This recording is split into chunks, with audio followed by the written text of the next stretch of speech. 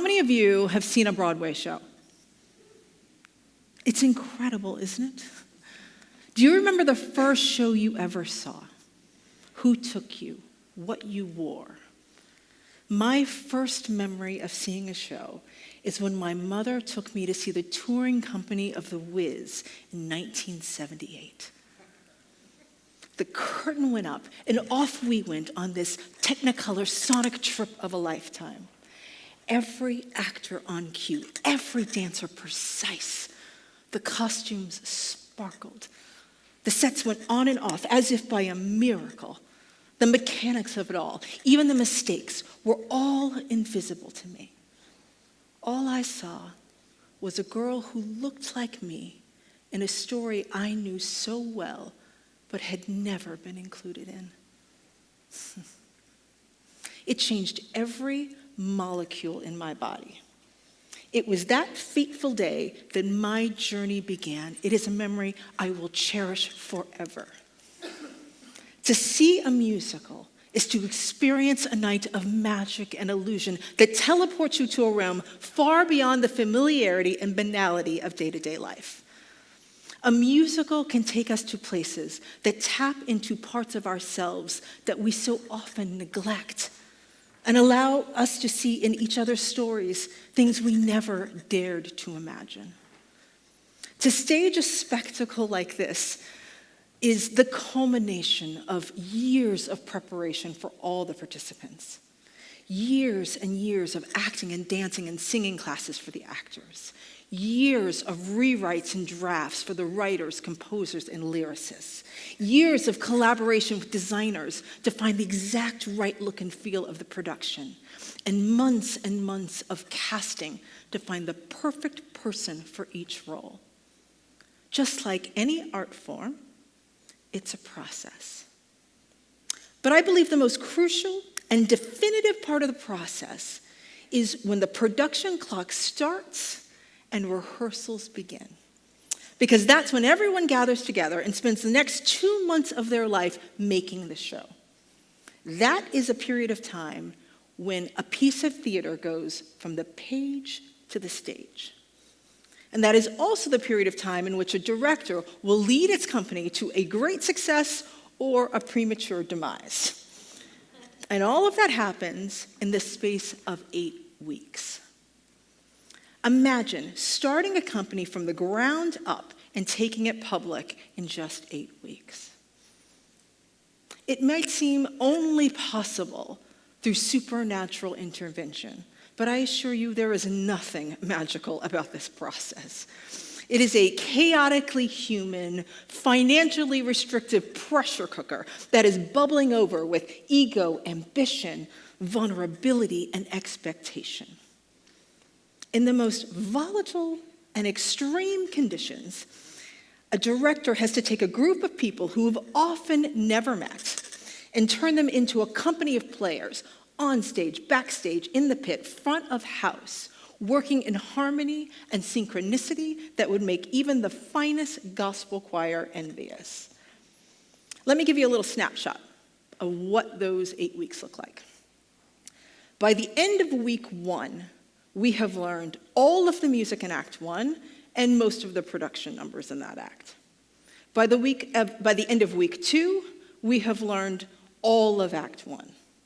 By the end of the 4th week, we have learned the entire show in the rehearsal room and done it several times. At the top of week 5, we are on stage. The cast is in costume, makeup, wigs. In the house, there are tables everywhere with computers on them. It looks like the control room at NASA. Sitting at those tables are designers, finessing the look and feel of the show and the timing for each cue. Somewhere in week 6, the orchestra arrives, and they play through the score for the first time with the cast. It's called a sit probe. Now, I know that sounds like a medical procedure in your nether regions, but actually, it's the German word for seated rehearsal.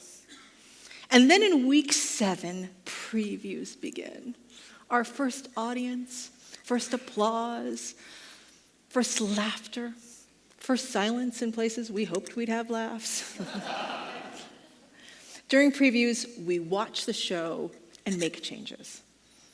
During the day, we rehearse, we have a 2-hour dinner break, we do a show at night, we have tech notes after the show, then we make a rehearsal plan for the next day, rinse and repeat. And this goes on until about 5 or 6 days before we open the show. And that's when we freeze. Pencils down, no more changes. This is the show that the critics will see in review and the show that audiences will see from now on.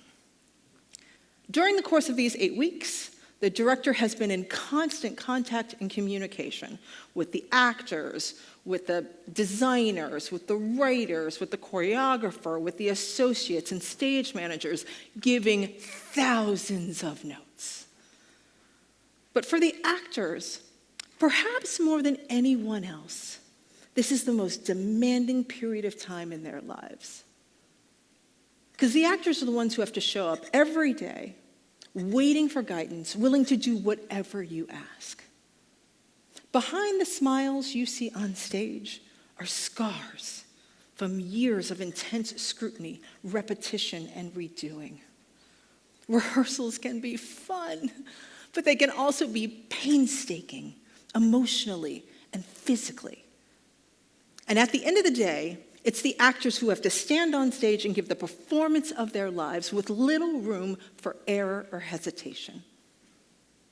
As a director, I have a choice for how I lead them through this process. The stakes are impossibly high. I can either allow that pressure to squash their souls in extracting what I need from them, or I can harness that pressure and create something beautiful that can nurture them on stage and into the world. I know both versions of that story, the one I lived and the one I create.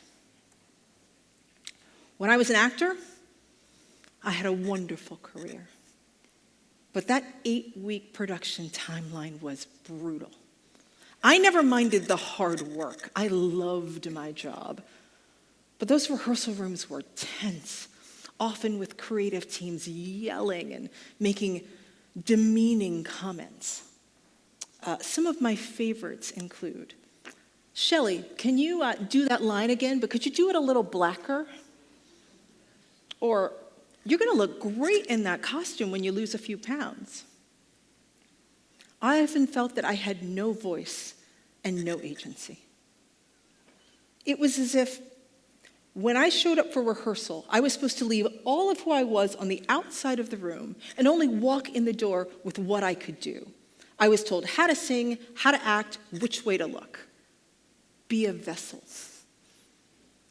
At the time, it seemed that the common consensus was that an actor had to be broken all the way down to be built back up. We were often pushed to the edge of our artistic precipice, and there was rarely anyone to catch us if we fell. My professional career began about 6 months after I graduated college. I did regional theater, national tours, international tours, and an opera. And then in 1997, I made my Broadway debut in the musical Rent. I was in the show and also served as the associate choreographer. I got to perform and have artistic input. I loved it. And then in the year 2000, I was in the original Broadway company of Aida. In that show, I was an actor only. During rehearsals, I began to have some concerns around the slavery narrative in the show and our portrayal and representation. But even the idea of broaching a conversation felt out of bounds. About 3 years into the run, I woke up one morning and I had no voice. It was completely gone. So I made an appointment for the best ENT in New York, and she scoped my chords and came back and said to me, "There's nothing wrong with your voice." So then I went and I made an appointment with the second best ENT in New York. And he said the same thing. So I went to see my voice teacher, the great Vicki Clark. And she took one look at me and she said, Schele, I think you've lost your voice because you've lost your voice. And in that moment, I knew something had to change. I didn't ever want to feel voiceless. And I didn't want anyone else to feel that way either.